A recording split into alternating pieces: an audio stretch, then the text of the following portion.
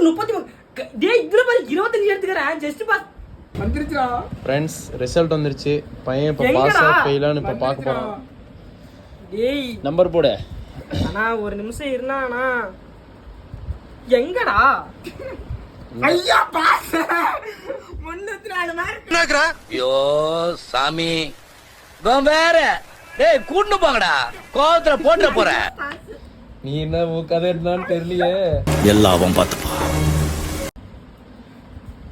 போடு போடு வேகமா போடு நான் ஃபெயில்னா பாஸ் நீ என்னடா சரி நான் செவனே தானா போய்க்கிருந்தேன்